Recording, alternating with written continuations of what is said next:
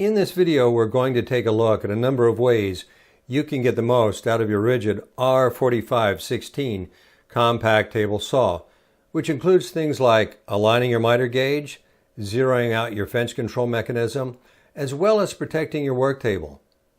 If you already have a Ridgid compact table saw, you'll find some really useful information in this video. If you're thinking about buying one, then this will give you insights that you're not going to find anywhere else. So let's get started. The first thing you want to do is make sure you read, understand, and apply all the operational and safety instructions found in your manual. Also, you want to make sure you have a good set of eye protection as well as hearing protection. This saw is loud at 100 decibels, so make sure you've got that hearing protection as well. It's important to ensure that your table saw is very stable. I tend to bolt mine down to a Workmate 425 using a 24 by 48 inch piece of plywood and then passing bolts with wing nuts down through the 4 feet all the way around, so I know that it's very stable. At the same time, what this does is provides additional workspace.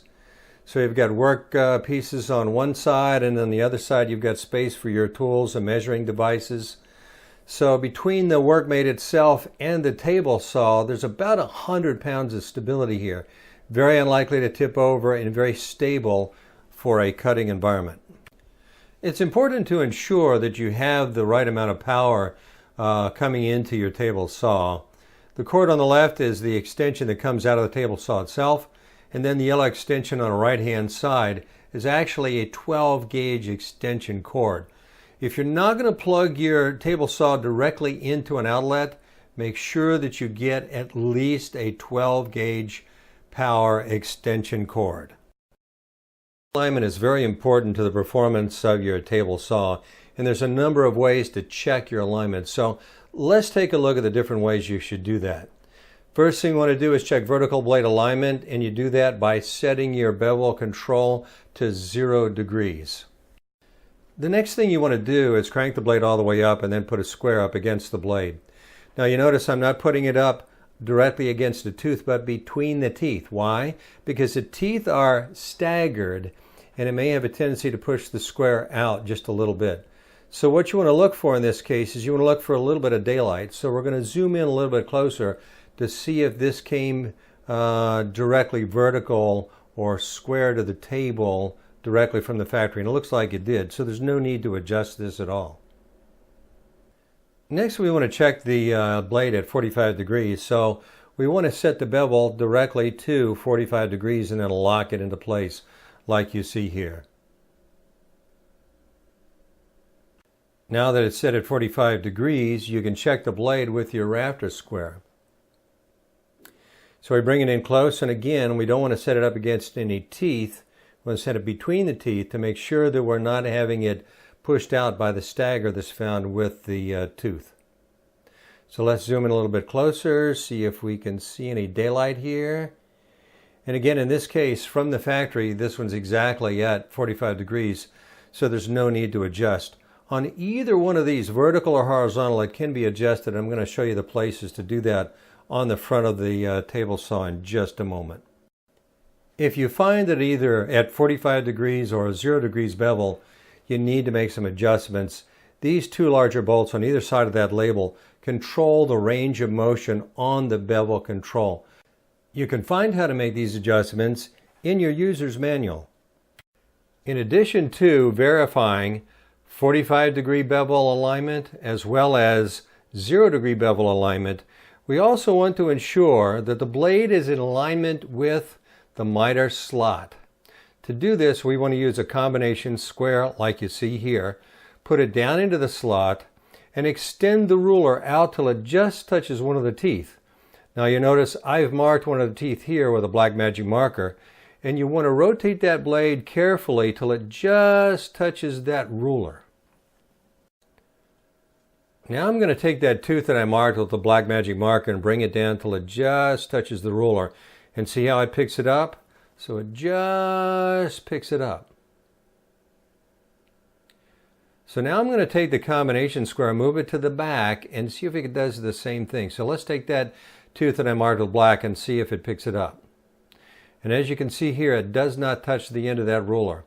You can't see it from here, but there's an awful lot of daylight between the ruler itself and the blade all the way in the back. Now I bring it back to the front again, and you'll notice that the same tooth will pick it up again. That's because this blade is not square with the miter slot and needs to be adjusted.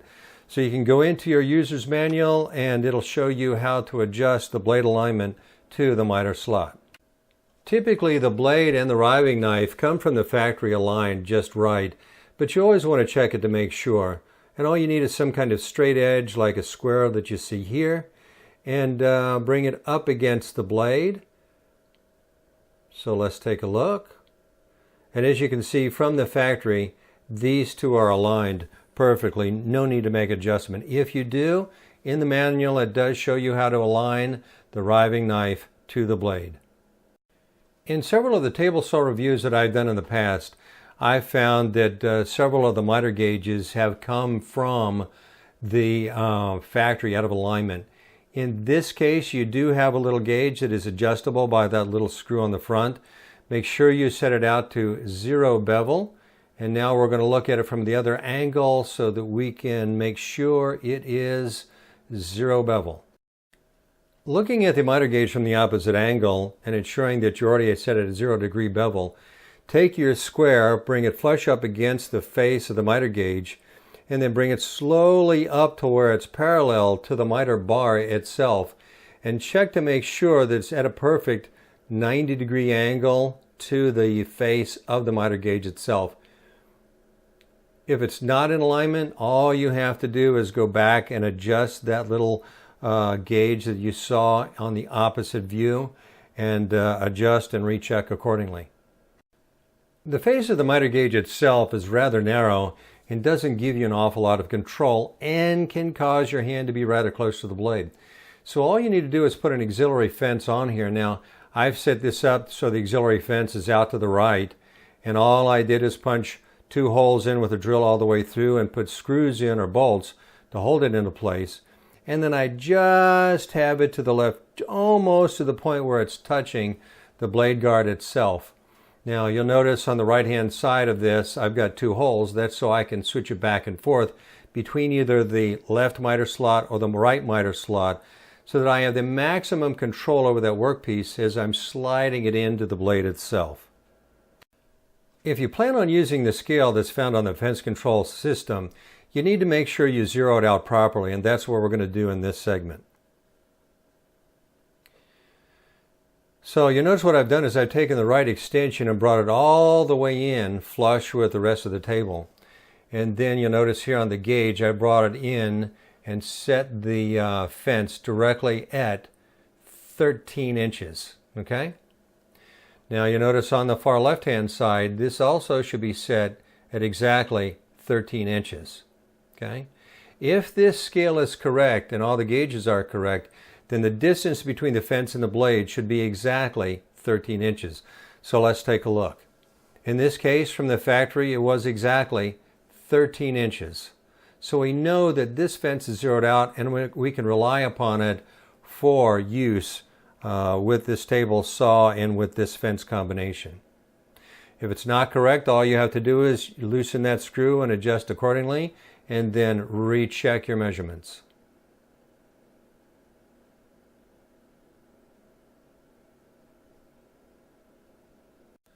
Let's take a look at a few things relative to the fence control mechanism. So I'm going to unlock the extension, and then I'm going to pull out the extension by itself, and you notice I have the fence unlocked. But if I lock it into position, what it does is it puts compression on the fence control mechanism, which means it's rather stiff in trying to move the fence control mechanism. So I recommend that you do not lock down the fence and try to move the extension itself at the same time. Okay? Always have it unlocked. Get it into position, then lock your fence into place. Okay? Another thing that I want to point out is the fence control mechanism locks into a slot at the back of the table, but not at the fence control mechanism itself on the back. If you try to do it on the back on that bar, it's just not going to hold into place. So it has to be on the gray deck or table before it's going to lock down correctly. Periodically, you need to make sure that your fence control mechanism is clean. So you can see this part of the fence control. You can just take a rag or a brush or an air gun and blow that out. It's very simple to keep clean. Okay, so let's take a look from the other side. So on the back side, you see that bar? Sawdust has a tendency to collect in there, so you want to make sure you blow that out or dust it out with a brush. And then the same thing on the other side. Now I'm going to come underneath so you can see get a better look at this. But see up in there, that'll have a tendency to collect sawdust as well. So if you have an air gun, or you can reverse your shop vac, or you've got a leaf blower, you can blow that out to keep your fence control mechanism clean. The fence itself is not exposed to a lot of sawdust underneath, but it doesn't hurt to take a look once in a while. Up here towards the back end, just kind of blow that out, make sure it's clean. And then when we get to the other end, we want to make sure that the little nylon bushings aren't worn out and they're not clogged with any damp sawdust or sap from anything you've been cutting. But it's a good idea to periodically turn over your fence mechanism and just inspect it to make sure there's nothing wrong with it.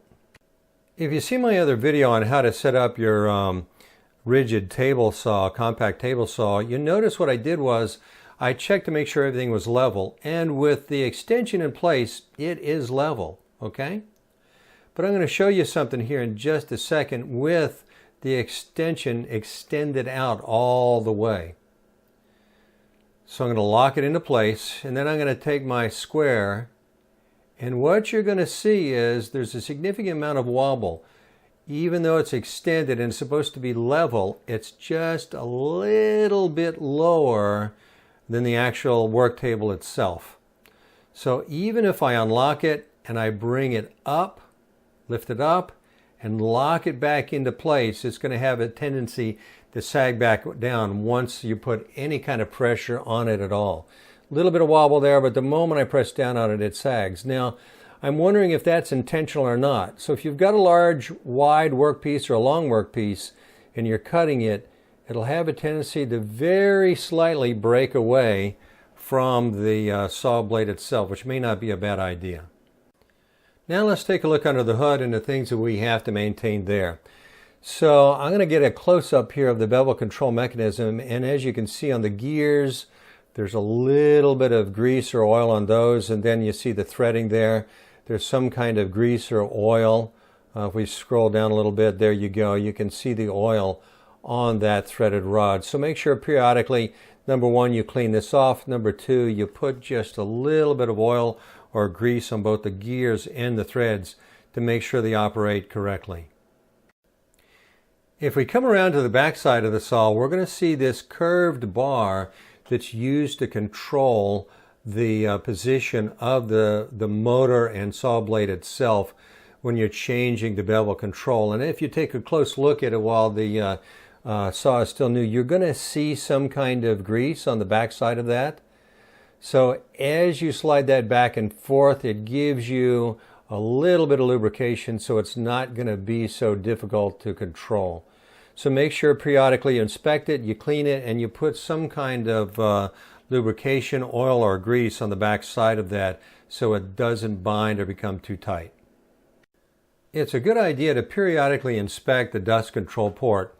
There are 3 wing nuts that hold it in place, one there, and then there's one down here. So there's a total of 3 of them, and all you have to do is loosen them up a little bit. You don't have to take them off. Just loosen them up. And then you can pull back the dust control port and inspect it. You can actually pop it out. I'm not going to do it here, but you can look inside if you need to do any cleaning. Just be careful because that blade is sharp. Putting the cover back on is just as easy as taking it off. Just put it back into place. Hold it down, tighten down the 3 wing nuts, and you are done inspecting the dust control port.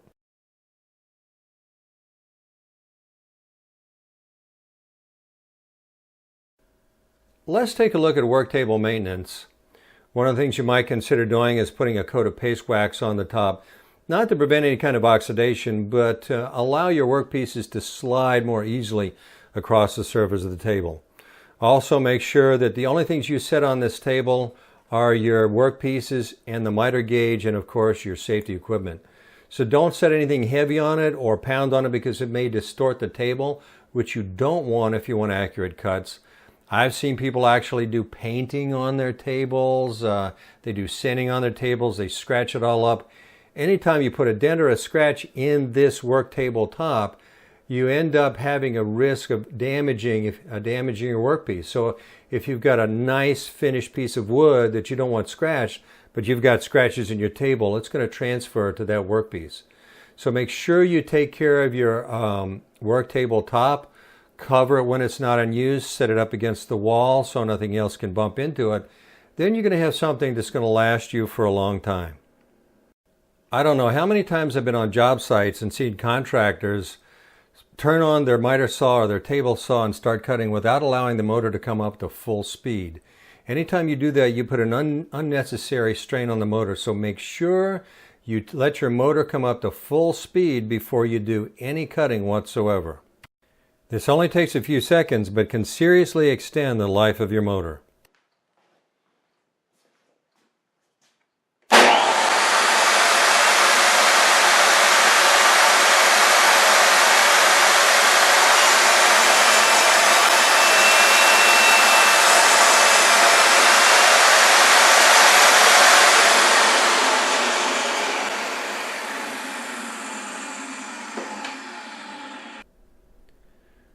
There are two ways you can store your Ridgid table saw. One is on all 4 feet, like you see here.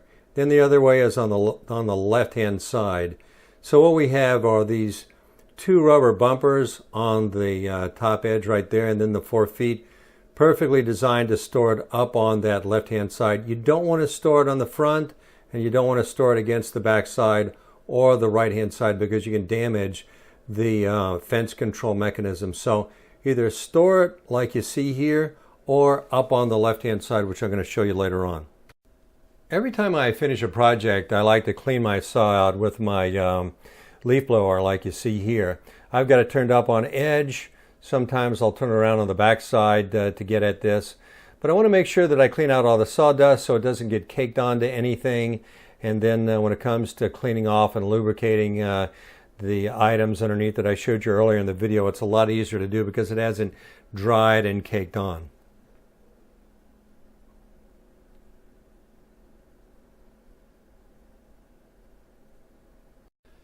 Well, I hope you found this video helpful. If you did, please press like and share with your friends. I have a number of other videos related to the Ridgid table saw, and I put the links to them in the description below, so make sure you check them out. Thank you for watching, and if you're not already a subscriber, I would love to have you as a subscriber. And as always, good luck on your projects.